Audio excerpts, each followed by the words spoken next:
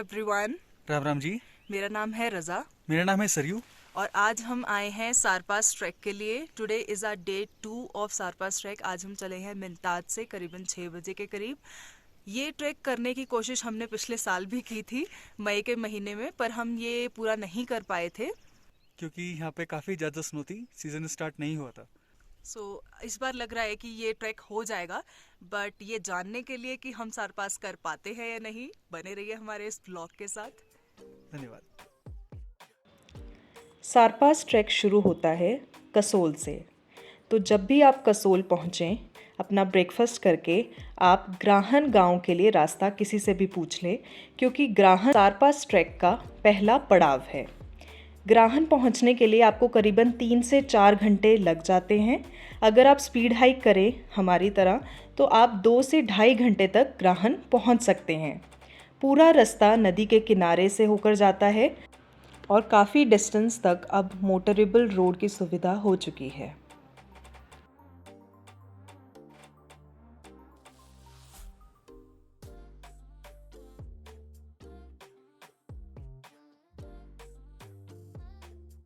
पहले ग्राहन के लिए ट्रेल्स जंगल से जाया करती थी, लेकिन अब रोड होने की वजह से वो ट्रेल्स ऑलमोस्ट डिसअपियर हो चुकी हैं।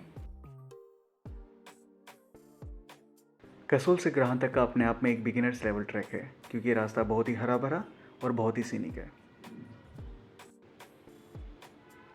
ग्राहन गांव पहुंचने पर आपको सेब के बाग देखने को मिल जाएंगे, जिसका मतलब यही है कि आप ग्राहन पहुंच चुके हैं।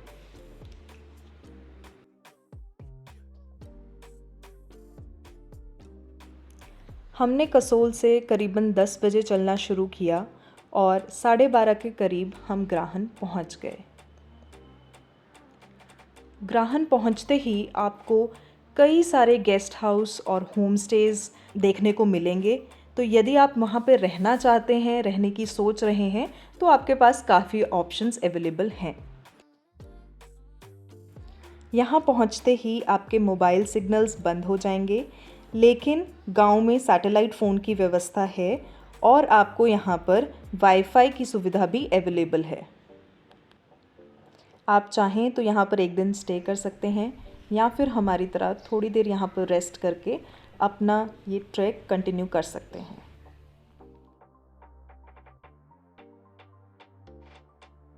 गांव का ब्रिज क्रॉस करने के बाद हम अपनी सेकंड डेस्टिनेशन मिंताज की ओर चलना शुरू हो गए। ब्रिज क्रॉस करने के बाद आप एक पाइन फॉरेस्ट में एंटर करते हैं। जो रास्ता हमने लिया सारपास के लिए, उस रास्ते में मिंताज तक आपको कोई पानी की या फूड की अवेलेबिलिटी नहीं है, इसलिए आप अपना इलेक्ट्रल, एनर्जी बार्स, फूड और इनफ वाटर अपने साथ कैरी करें। पहले ओपन पैच के बाद आप एक डेंस फॉरेस्ट के अंदर एंटर करेंगे और ये रास्ता काफ़ी कंफ्यूजिंग भी हो सकता है। तो if you are doing it solo, we recommend कि आपके पास ऑफलाइन मैप्स हों। रास्ते में आपको लोकल्स के लगाए हुए टेंट भी मिल सकते हैं, जहाँ से आप कोई स्नैक्स वगैरह ले सकते हैं।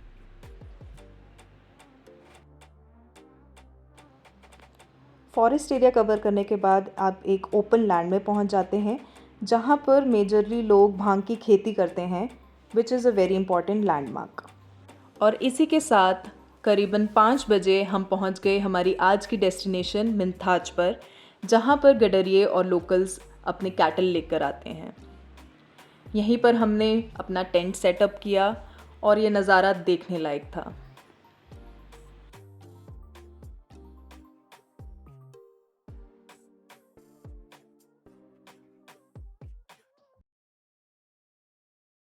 And here we have prepared mushroom soup.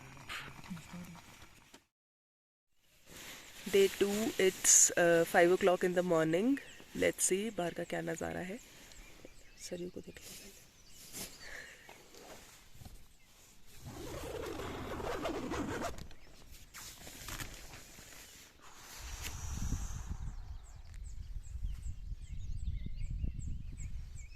तो ब्रेकफास्ट में बन रहे हैं ये मसाला ओट्स एंड हमारा बैग ऑलमोस्ट हो गया है packed, so we'll be leaving soon. So we are starting at 6 from Bintaz and the weather is really good. सूरज महाराज जी निकल आए हैं and we are heading towards Nagaru today. So we are aiming to reach there in about 2 hours. So let's see 8 बजे तक वहाँ पहुँच पाते हैं कि नहीं। मिंताज से थोड़ा ही आगे चलने के बाद आपको एक रिज मिलेगी और इस रिज के लेफ्ट हैंड साइड पे आता है मिंताज और राइट हैंड साइड पे आपको कैंपिंग साइट मिलेगा जो कि एजेंसीज लेकर आती हैं। रिज के स्टार्टिंग पे ही आपको शिव भगवान के कुछ त्रिशूल मिलेंगे जो कि भगवान की काफ़ी आस्था रखते हैं लोग यहाँ पर। हमने भोलेनाथ का नाम लिया और हम इस रिज को फॉलो करना शुरू किया। इससे पिछले दिन हमने लगभग 1600 मीटर के करीब एलिवेशन गेन किया था 16 किलोमीटर के लिए। आज केवल सारपास तक जो कि केवल 8 से 9 किलोमीटर है उसमें हम 1200 मीटर का एलिवेशन गेन करेंगे।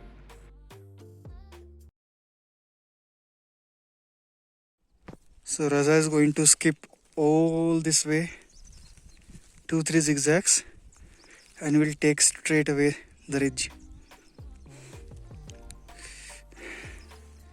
Quite bold, isn't it?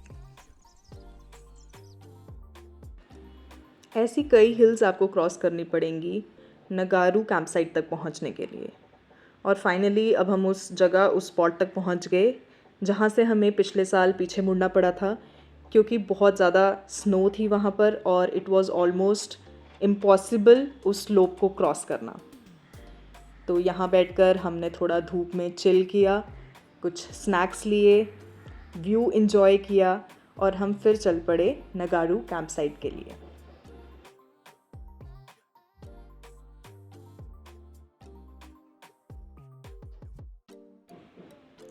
मिंताज से करीबन 2.5 घंटे में हम पहुंच गए ये नगारू कैंप साइट पर, जहां पर किसी ट्रैवल एजेंसी के ऑलरेडी कैंप्स आपको देखने को मिल रहे हैं।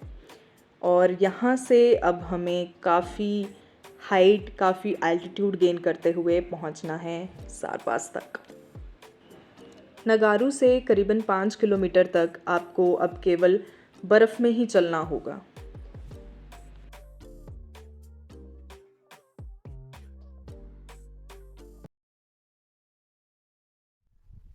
तो हम सारपास के हाईएस्ट पॉइंट पर पहुंच गए।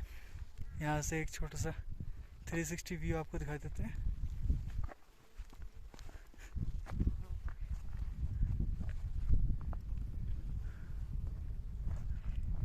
So yesterday was my birthday and I thought to give this victory moment as a gift to इससे myself. अच्छा और सेलिब्रेशन का क्या तरीका होगा? So yeah, we did it. I did it. 2 दिन में सारपास 2 दिन में सारपास कंप्लीट। कसोल टू बरशेनी 2 दिन में कंप्लीट। ऑलराइट, परशानी अभी पहुंचना है बट हाँ उतर जाएंगे यहाँ से, ऊपर नहीं है, अब नीचे ही नीचे जाना है तो पहुंच ही जाएंगे 4-5 घंटे में। अभी क्या समय हुआ है? 11। अभी 11 बजे हैं तो आराम से पहुंच जाएंगे। और देखते हैं आज शाम को या फिर कल सुबह मणिकरण में जाके एक हॉट शावर भी लेंगे, हॉट स्प्रिंग बाथ भी लेंगे। Alright, bye.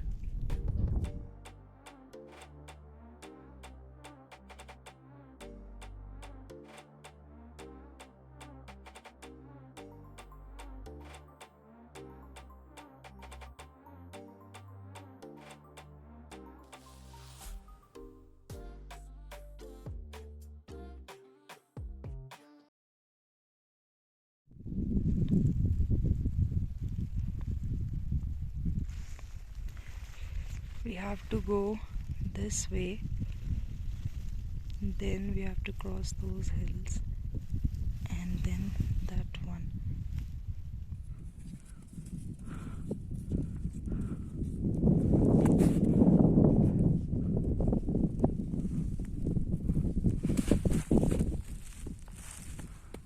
That looks quite dangerous. काफ़ी खतरनाक लग रहा है। इतने बड़े बड़े और काले बादल आ रहे हैं हमारे पीछे, पता नहीं कब तक चल पाएंगे। Let's see. टर्न्स आउट के सारपास पर ही एसेंट ख़त्म नहीं होता। सारपास के बाद भी तुम्हें कम से कम 3 किलोमीटर केवल बर्फ़ पे चलना होगा और लगभग 250 मीटर के करीब एलिवेशन गेन है till the point you reach Biskeri slide. अभी देख रहे हैं हमें ये चल के ये हमें पूरा हिल क्रॉस करना है। आई थिंक ये सबसे हाईएस्ट पीक था सारपास के भी बाद, ये एक और पीक है। और अब हम क्या नाम है, पिस्करी स्लाइड पर आ गए हैं। और यहाँ से चलते चलते चलते फिर हमें सीधे वहाँ से स्लाइड होना है नीचे, ये पूरा स्लाइड वहाँ तक। देखते क्या होता है। Saryu is all set for the slide. Woohoo! Go Saryu! Okay, it is going to be a bumpy one. Whoa! Okay.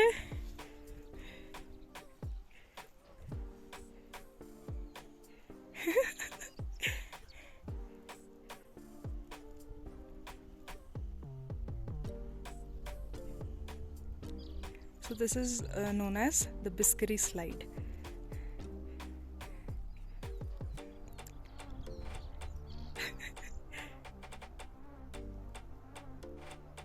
Okay, so you is still sliding.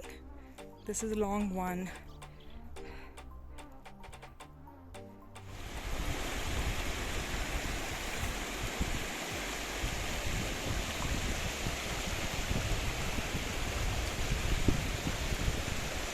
बारिश होने की वजह से हमें एक शेपर्ड टेंट में थोड़ी देर रुकना पड़ा और उसके बाद अब दोबारा से धूप आ चुकी है और we are resuming our journey to बरशैनी।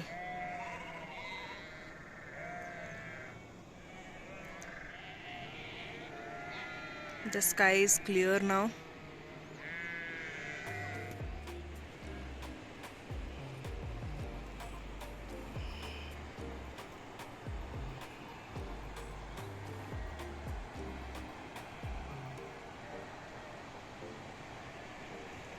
तो बिस्करी स्लाइड से जस्ट पहले वाला हिल इस पूरे ट्रैक का सबसे हाईएस्ट पॉइंट है। वहाँ से स्टीप डिसेंट है। पुलका विलेज तक पहुँचने के लिए हम लगभग 2600 मीटर का डिसेंट लेंगे, जो कि बहुत ही स्टीप है। यहाँ पे काफ़ी सारे इंजरीज के चांसेस हो सकते हैं, इसलिए if you think your knees are not strong enough, you should always carry a knee cap. रास्ते में बहुत सुंदर सुंदर व्यूज़ देखने को मिलेंगे। ये जो कैंप है इसको बोलते हैं बिस्करी कैंप। यहाँ पर कुछ एजेंसीज ने पहले से ही अपने कैंप लगाए हुए हैं। यहाँ पर आपको वाटर सोर्स आराम से मिल सकता है। सामने जो आप देख रहे हैं वो गांव हैं, जो हमें यहीं से दिखने शुरू हो गए हैं। यहाँ पर भी काफ़ी सीनिक व्यू है। बिस्करी कैंप साइट का ओपन एरिया क्रॉस करने के बाद आप जंगल के रास्ते पुलका विलेज पर पहुँच जाएंगे। And this is how we ended our trek.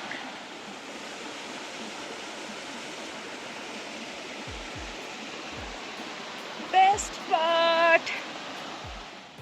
Phoolka गांव पहुंचने के बाद हमने यहाँ के वाटरफॉल्स और इस जंगल के खूब नज़ारे लिए।